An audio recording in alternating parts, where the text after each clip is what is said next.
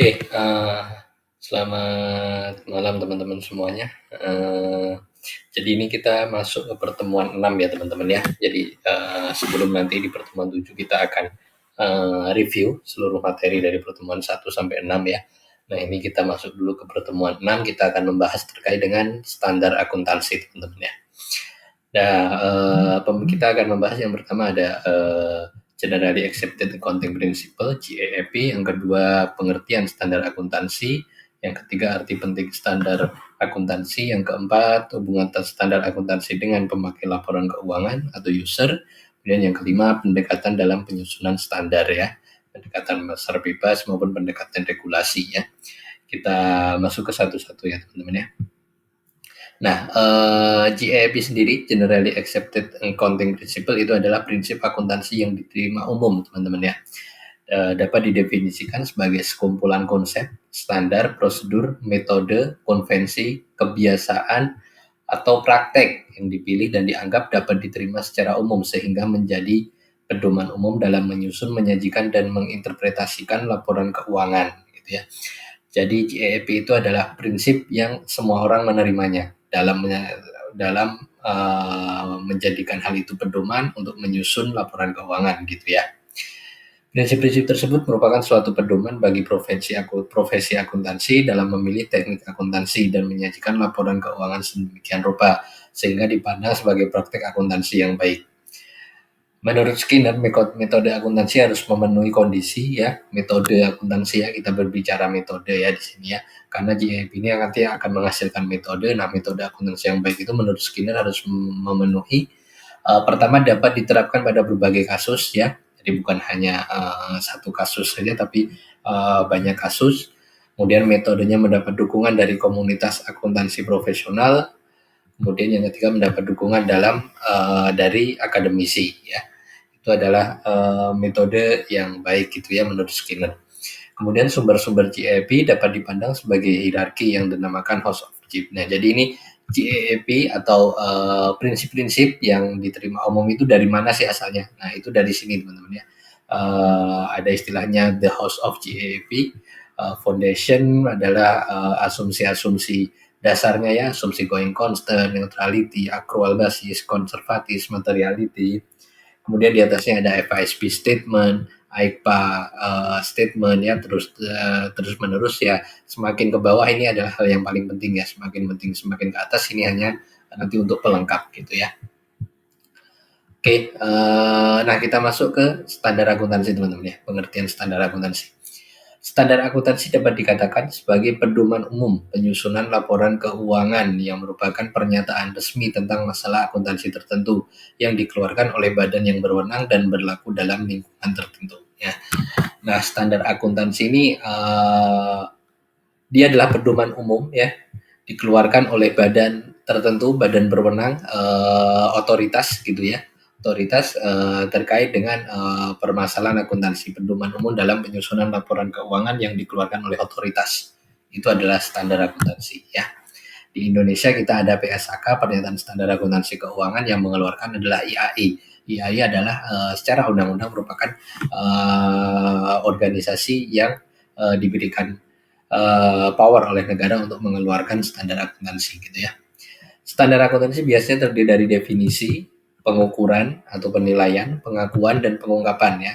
Jadi pasti ada 4 itu teman-teman ya. Standar akuntansi pasti dia bilang definisi dulu. Apa sih misalnya aset, apa sih definisinya?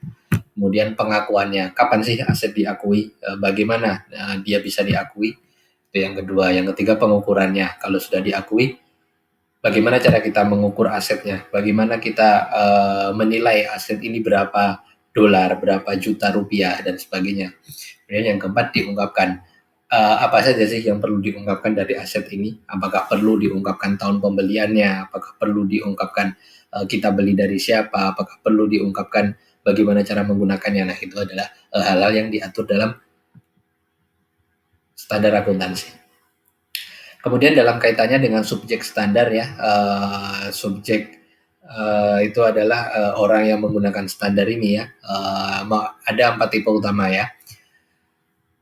Yang pertama, tipe 1 adalah menyatakan bahwa akuntan harus memberitahukan kepada pemakai laporan keuangan tentang apa yang mereka kerjakan dengan cara mengungkapkan metode dan asumsi. Itu tipe yang pertama. Jadi akuntannya harus memberitahukan kepada pemakainya tentang metode dan asumsinya. Yang kedua adalah membantu pencapaian beberapa keragaman penyajian ya. Jadi ada beberapa perbedaan cara penyajian yang berbeda. Nah, dengan standar ini maka nanti akan bisa diseragamkan. Yang ketiga, menghendaki pengungkapan hal-hal khusus yang mempengaruhi pertimbangan pemakai ya. Jadi ada beberapa kewajiban untuk mengungkapkan hal-hal yang penting ya agar nanti tidak misinformasi kepada pemakai. Kemudian yang keempat, menghendaki keputusan implisit atau eksplisit yang harus dibuat tentang penilaian aktiva dan penentuan laba yang disetujui ya. Itu adalah tipe yang keempat.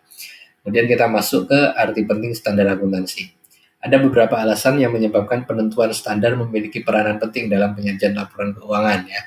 Jadi penentuan standar itu penting dalam penyajian laporan keuangan karena yang pertama, memberikan informasi akuntansi kepada pemakai tentang posisi keuangan, hasil usaha, dan hal-hal yang berkaitan dengan perusahaan ya. Jadi kalau para pemakai sudah dikasih tahu, oh kita pakai standar ini, maka para pemakai atau user itu sudah tahu, oh berarti nanti dia akan menghitung asetnya dengan cara karena menggunakan standar A, maka dia akan menghitung dengan cara ini. Itu sudah tahu para pemakainya. Kemudian yang kedua adalah pentingnya adalah memberi pedoman dan aturan bagi akuntan publik untuk melaksanakan kegiatan audit. Nah ini kepentingannya adalah untuk auditor. Kemudian yang ketiga memberi dasar bagi pemerintah. Yang ketiga adalah pemerintah terkait dengan penggunaan pajak. Yang keempat menghasilkan prinsip dan teori ya yang baru ya. Itu adalah pentingnya standar akuntansi. Nah, standar akuntansi diharapkan menjadi pedoman bagi penyusun laporan keuangan, pemakai laporan keuangan, auditor. Nah, pemakai laporan keuangan itu bisa dikelompokkan menjadi dua, teman-teman ya. Yang pertama adalah pemakai langsung, yaitu pemilik perusahaan, kreditor, manajemen ya, manajemen, kemudian kantor perpajakan, karyawan serta pelanggan atau supplier itu adalah para pemakai langsung laporan keuangan. Nah, pemakai yang tidak langsung itu adalah analis ya, kemudian serikat pekerja, masyarakat umum, mahasiswa seperti kita ini masuk ke pemakai tidak langsung ya. Kemudian adalah hubungan antara standar akuntansi dan pemakai laporan keuangan ya. Hubungannya adalah seperti ini teman-teman ya. Jadi ini standar akuntansi, ini digunakan oleh pemakai laporan keuangan, ini kurang satu nih. Digunakan juga oleh manajer, kemudian digunakan juga oleh auditor gitu ya. Nah, standar akuntansi adalah asalnya dari sini ya, dari organisasi-organisasi akuntansi ini. Manajer membuat laporan keuangan, para pemakai laporan keuangan mengandalkan laporan keuangan, auditor memberikan laporan audit pada pemakai laporan keuangan. Tiga pihak ini semuanya berhubungan dengan standar akuntansi.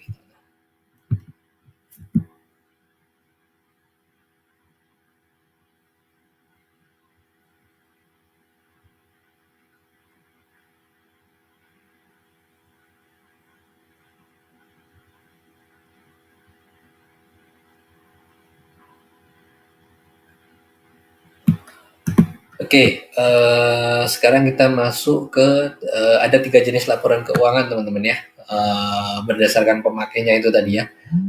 Yang pertama adalah laporan keuangan yang bertujuan umum ya. Ini adalah yang biasanya kita pakai gitu teman-teman ya. Jadi laporan keuangan perusahaan-perusahaan publik itu adalah laporan keuangan bertujuan umum.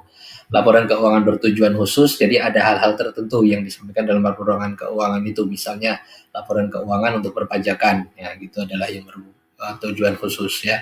Kemudian pengungkapan yang berbeda, menyajikan angka-angka yang berbeda yang mungkin pemakai untuk memiliki informasi yang relevan ya.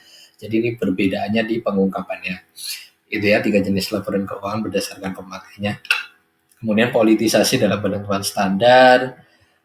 Penentuan standar merupakan pilihan sosial sehingga suatu standar mungkin bermanfaat bagi pihak tertentu dan merugikan bagi pihak lainnya, sehingga ada kesan politisasi gitu ya di sana ya, karena bisa menguntungkan satu pihak dan merugikan pihak lain. Dalam menentukan standar ada dua pendekatan yang dapat digunakan. Yang pertama adalah pendekatan representative faithfulness, yang kedua pendekatan ekonomi consequence. Pendekatan representative faithfulness itu adalah pendekatan yang menghendaki pelaporan bersifat netral dan penyajian secara wajar laporan keuangan melalui proses penentuan standar. Ini pada intinya teman-temannya dari pendekatan representatif ini dia menginginkan laporannya itu adalah netral gitu ya. Nah kemudian kalau pendekatan ekonomik ini dia bilang bahwa standar itu harus terus beradaptasi dengan kondisi global gitu ya, sehingga standarnya pasti akan memberikan konsekuensi ekonomi yang menguntungkan gitu ya. Jadi kalau ini tadi adalah bersifat netral, tapi kalau ini dia harus selalu mengadopsi standar yang memiliki konsekuensi ekonomi yang menguntungkan. Jadi kurang netral ya, karena hanya mengambil standar yang menguntungkan gitu ya. Tapi itu ada dua pendekatan ya, nggak masalah. Kemudian ini kemudian untuk menentukan standar ya. Jadi kalau ini tadi adalah untuk memilihnya ya, bisa memakai mana. Nah ini untuk menentukan standarnya. Yang pertama adalah pendekatan pasar bebas, yang kedua adalah pendekatan regulasi. Pendekatan pasar bebas ya, pendekatan ini dilandasi asumsi bahwa informasi akuntansi merupakan komoditas ekonomi ya, serupa dengan barang atau jasa lain. Atas dasar asumsi tersebut, jumlah informasi akuntansi yang dijanjikan dapat dipengaruhi oleh kekuatan dan kekuatan permintaan dan penawaran. Permintaan muncul dari pemakai, penawaran dilakukan oleh perusahaan ya. Jadi pendekatan pasar bebas ini menggambarkan bahwa sebenarnya laporan keuangan itu adalah tarik ulur ya antara permintaan data dan penawaran data. Permintaan datanya berasal dari pemakai, penawarannya berasal dari manajemen perusahaan. Nah, itu nanti akan menghasilkan apa yang dinamakan laporan keuangan. Bagaimana laporan keuangan itu disajikan gitu ya.